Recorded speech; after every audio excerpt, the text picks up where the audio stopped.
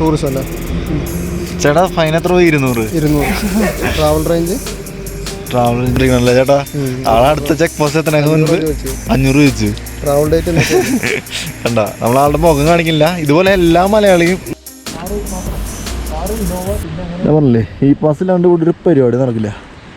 ഇവിടെ ഓൾറെഡി ഇതിന് വേറെ എക്സ്ട്രാ ഫൈനും ബാക്കി കാര്യങ്ങളൊക്കെ ഉണ്ട്. ആകെ സീനാവും.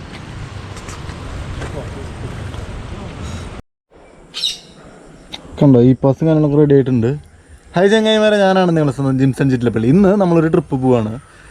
പക്ഷേ ഈ പോകുന്ന ട്രിപ്പിനൊരു പ്രത്യേകതയുണ്ട്. നമ്മൾ പോകുന്ന റൂട്ട് തമിഴ്നാട്ടിലെ കൊടൈസ് എന്നുള്ള ഒരു ഭാഗത്താണ് നമ്മൾ പോകുന്നത്. അവിടുത്തെ കുറച്ച് അടിപൊളി ലൊക്കേഷൻസ് എക്സ്പ്ലോർ ചെയ്യാനാണ്. പക്ഷേ ഈ പാസിനെ പറ്റി കാണിച്ചത് ഒരുപാട് പേര് പെടുന്നുണ്ടെന്ന് പറയുന്നുണ്ട് ഈ പാസ് ഇല്ലാതെ പോയിട്ട്. അപ്പോൾ നമുക്കറിയില്ല. നമ്മൾ അങ്ങനെ ഇൻ കേസ് നമുക്ക് ഫീൽ ചെയ്യുകയാണെന്ന് വെച്ച് കഴിഞ്ഞാൽ നമ്മൾ ഇടാൻ വെച്ച വീഡിയോയുടെ മുൻപ് ഈ വീഡിയോ ഇടുന്നതായിരിക്കും. കാരണം ഈ വരുന്ന ദിവസങ്ങളിൽ ഇനി നിങ്ങൾ ആരെങ്കിലും പോകുന്നുണ്ടെങ്കിൽ നിങ്ങൾ പെടരുതൊരിക്കലും. അപ്പോൾ ചെങ്ങായിമാരെ, ഞാനാണ് നിങ്ങളുടെ സ്വന്തം ജിംസൺ ചിറ്റിലപ്പള്ളി. അപ്പോൾ ആദ്യമായിട്ടാണ് ചാനൽ കാണുന്ന ആരെങ്കിലുമൊക്കെ ഉണ്ടെങ്കിൽ നൈസായിട്ട് സബ്സ്ക്രൈബ് ചെയ്തിട്ട് കട്ടയ്ക്ക് നിൽക്കുക. അപ്പോൾ നമുക്ക് ട്രിപ്പ് സ്റ്റാർട്ട് ചെയ്താലോ. ബൈ.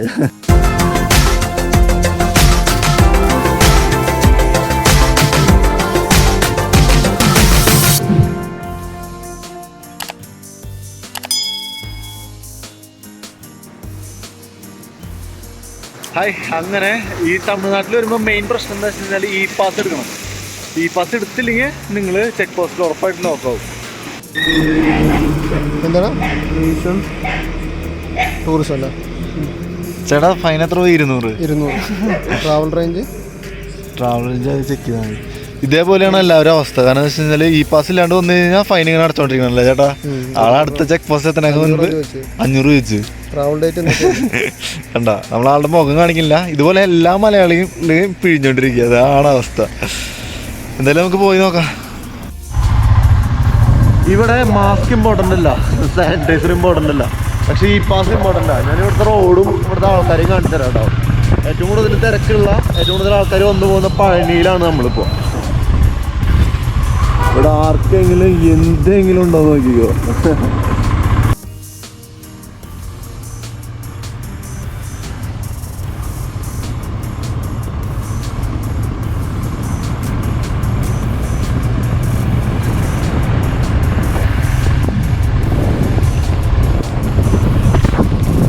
അപ്പോൾ ഈ പാസ് എടുക്കാൻ മറക്കണ്ട. എങ്ങനെ എടുക്കണം, എങ്ങനെയാ കാര്യങ്ങളൊക്കെ നമുക്ക് നൈസായിട്ട് ഞാൻ പറഞ്ഞുതരാം. എന്തായാലും നമുക്ക് നമ്മുടെ യാത്ര കണ്ടിന്യൂ ചെയ്യാം.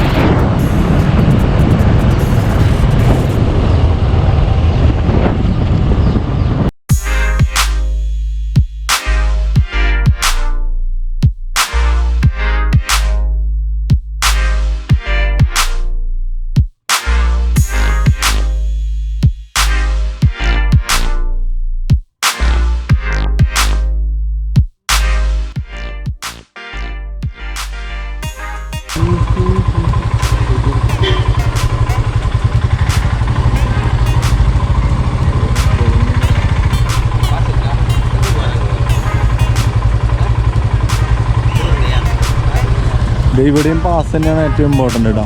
ഇതുകൊണ്ടാണ് പറഞ്ഞത് പാസ് ഏറ്റവും ഇമ്പോർട്ടൻ്റ് ആണല്ലോ. ഈ പാസ് എല്ലാ സ്ഥലത്തും ചെക്ക് ചെയ്യുന്നുണ്ട്. അതുകൊണ്ടാണ് പറഞ്ഞത് ഈ പാസ് ഇല്ലാതെ ഒരിക്കലും തമിഴ്നാട് വരരുതെന്ന് പറയുന്നത്.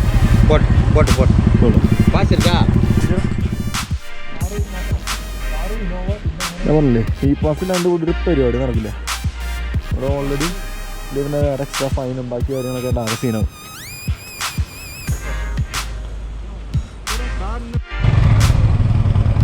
നമുക്ക് കൊടൈക്കനാൽ ക്രോസ് ചെയ്യണമെന്ന് വെച്ച് കഴിഞ്ഞാൽ ഈ പാസ് വേണം. അപ്പോൾ നമ്മുടെ കയ്യിലുള്ളതുകൊണ്ട് ഫൈൻ കൊടുക്കണമെന്നില്ല, അല്ലെങ്കിൽ കൊടുക്കാത്ത ഫൈനാണ്.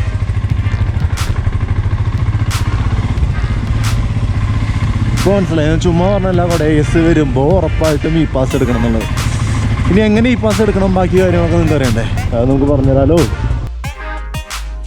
നമുക്ക് ഈ പാസ് എടുക്കാൻ വേണ്ടിയിട്ട് ആദ്യം തന്നെ ഗൂഗിളിൽ തമിഴ്നാട്ടിൽ TN.ePass അടിച്ചു കഴിഞ്ഞാൽ അതിൽ ഈ പാസിൻ്റെ സൈറ്റിലേക്ക് നേരെ നമ്മളെ കൊണ്ടുപോകും. എന്നിട്ട് അതിൽ ഫസ്റ്റ് പേജിൽ നമ്മുടെ ഡീറ്റെയിൽസ് അടിച്ചു കൊടുക്കുക.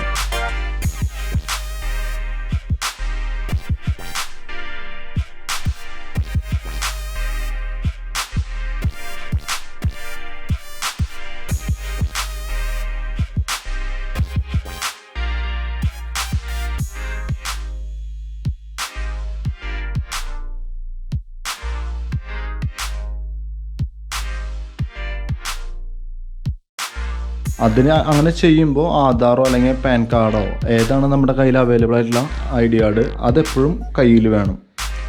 എന്നിട്ട് നമ്മുടെ ഡീറ്റെയിൽസ് ആ ഇ പാസിൻ്റെ കൂടെ കോഡ് അടിച്ചിട്ട് അത് ഫിനിഷ് ചെയ്യാം. അത് കഴിഞ്ഞ് കഴിഞ്ഞാൽ നേരെ അടുത്ത പേജിലേക്ക് പോകും. അപ്പോൾ അതിൽ നമ്മൾ ആഡ് ചെയ്യേണ്ട കാര്യങ്ങൾ എന്താണെന്ന് വെച്ച് കഴിഞ്ഞാൽ നമ്മൾ എവിടേക്കാണ് പോകുന്നത്, എങ്ങോട്ടാണ് പോകുന്നത്, ഏത് ചെക്ക് പോസ്റ്റ് വഴിയാണ് പോകുന്നത്, അവിടുത്തെ പിൻകോഡ്, നമ്മൾ താമസിക്കുന്ന സ്ഥലത്തിൻ്റെ പിൻകോഡ് അതൊക്കെ ടൈപ്പ് ചെയ്യുക. അത് നമ്മൾ പോകുന്ന സ്ഥലം എവിടെയാണോ, അതായത് ഇപ്പോൾ തൃശ്ശൂർ ടു കൊടൈക്കനാലാണെങ്കിൽ അതും എല്ലാം ടൈപ്പ് ചെയ്യുക. അത് കഴിഞ്ഞിട്ട് തേർഡ് പേജിലേക്ക് പോകും.